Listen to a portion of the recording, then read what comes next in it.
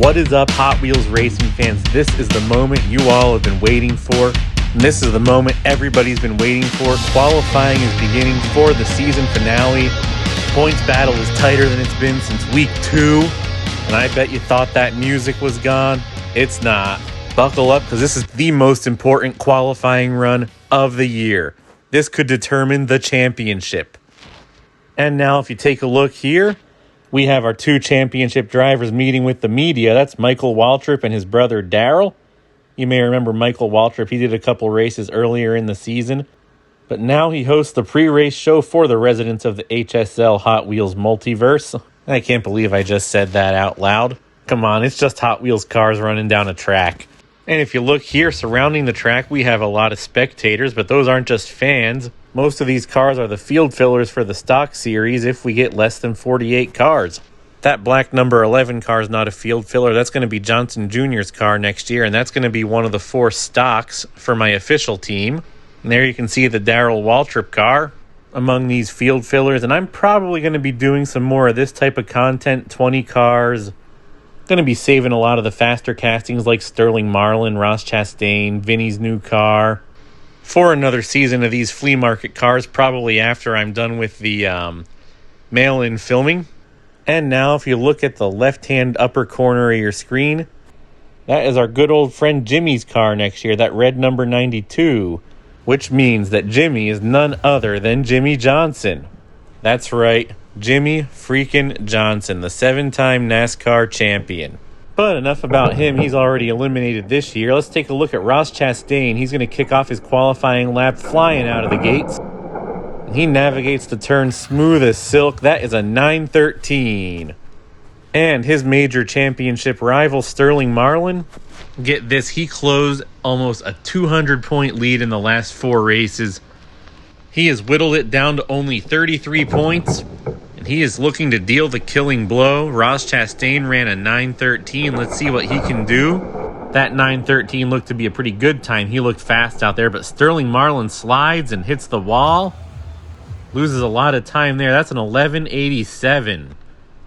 Now up next is Johnny Benson, 3rd in points, one of the last drivers to be eliminated before this race. He was only eliminated in the seconds race last week, and he is taking a leisurely stroll down the track. Got a little wobbly going up the turn. He's losing a lot of speed here on the backstretch, and that is not going to be good. That's a 14:56. That car, much like Ricky Craven, may have slowed down a bit too much in the last few weeks. Although that is a bit unprecedented. He just got a win 2 races ago. And up next is Alan Kulwicki, currently 4th in points. Him and Johnny Benson are actually not too far apart. And this car is not actually a flea market car. It holds a lot of sentimental value. That'll be the last time you'll be seeing it on the channel. It ran a 12:68 for its final race.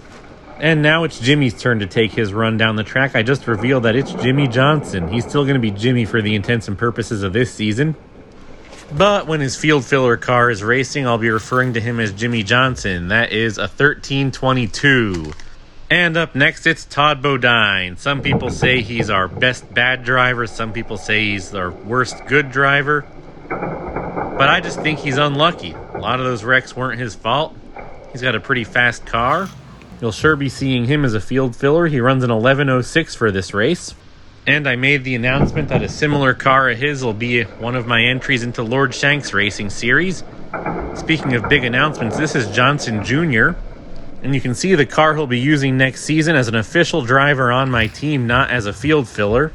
His last ride in this car gives us a 12:13. Now up next is Kaz Gralla. He came out of nowhere early, looked really hot in the middle of the season. Of course, he had that huge win at Indianapolis, but has cooled down since, and it looks like he's not even going to finish the lap. He'll have a starting spot towards the back. And this guy's no stranger to starting in the back, Richard Petty. And he's been starting to turn his luck around in the races lately. Still not a great qualifier, though. That's got to be much more important next season when the fastest 30-something drivers get in. And, of course, if you have a slow lap, you're going to have to race your way in. It looks like he crosses the line with a 12:87. Up next is Ricky Craven. This car, one of the big reasons I'm eliminating the top 12, top however many rule for next season. The gates are down. It doesn't look like he gets a good start. But he picks up quite a bit of speed coming into the fat track, loses that speed heading out of the turns though, and that will not be a fast one, but it's a 12:15, better than Richard Petty's, better than Alan Kulwicki's. So a little bit of redemption before his car is put out to pasture. And now it is Jeremy Mayfield's turn. Last week's winner. Did you see the force he slapped the outside wall of that turn with? That made the whole thing come off its foundation. He took way too much speed coming out of it and drives off the course. That is a DNF. He'll be starting towards the back. And the last driver locked in.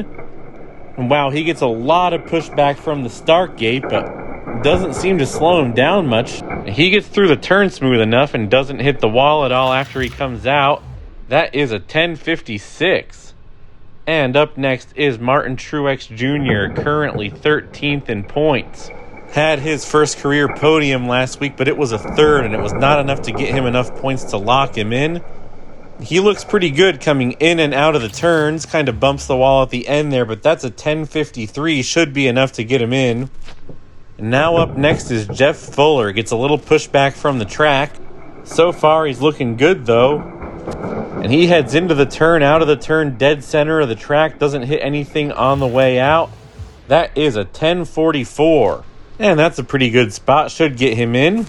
And now up next is Vinny Nightlife. Still in the number 27 car, but it looks a little different. Of course, I'm talking about a McDonald's Happy Meal car versus an original Ultra Hots, and that is a smooth freaking lap. That is a 987, currently good for second place. And coming up next is Ricky Rudd. He's been hit or miss this season, had a couple good runs, good qualifying runs, but also a lot of DNFs. The gate is down for Rudd. He shoots out of there like he's being fired out of a cannon, heads into the turns, almost perfectly, makes no contact in the turns. That's a 9.5, good for second place. Vinny did not stay there very long. Now up next is David Green, teammate to Ricky Rudd, Sterling Marlin, Todd Bodine, and a whole host of other drivers. And much like Ricky Rudd, he has to race his way in, and he's making the most of that. That is a 9.56, very impressive. Now up next is Matt Kenseth in the 17 car, gets some pushback from the start gate, but it doesn't look like that slows him down much. Looks smooth coming in and out of the turn, but I guess that bad start was enough to make it at a 10:47. I honestly thought that lap would be better. Now up next is E. Marshall, and he is one of the drivers whose loss is the likes of Matt Kenseth and Martin Truex Jr.'s gain.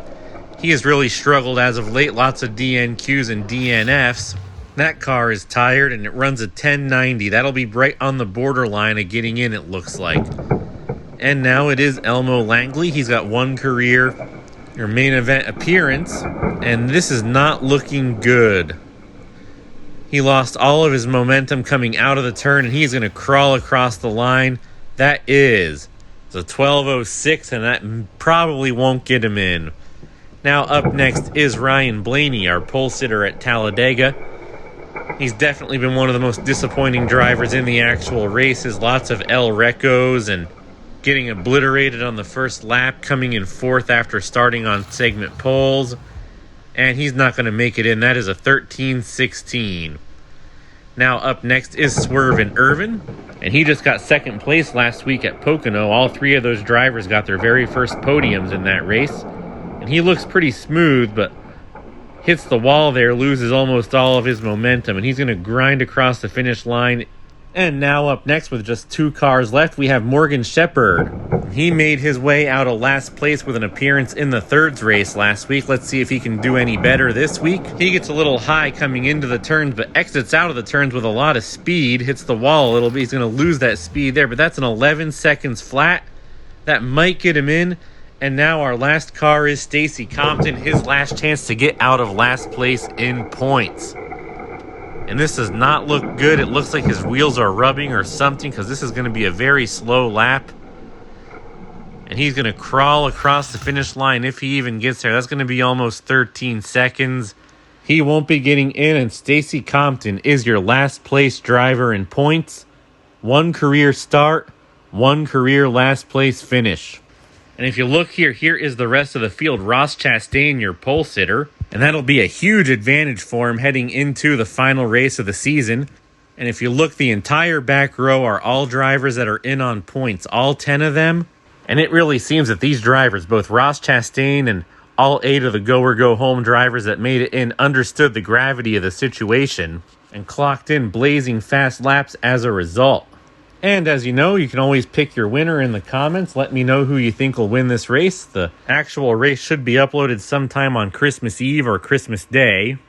And of course, if you guess correctly, you'll get a Hot Wheels car in the mail. And don't forget, if you want to see your own car on this channel, click the link to the Redline Derby page in the description, or simply comment on this video. Send your cars to HSL Diecast, P.O. Box 7, Wind Gap, PA 18091. Have a Merry Christmas or a Happy Hanukkah, and we'll see you guys out there on the track.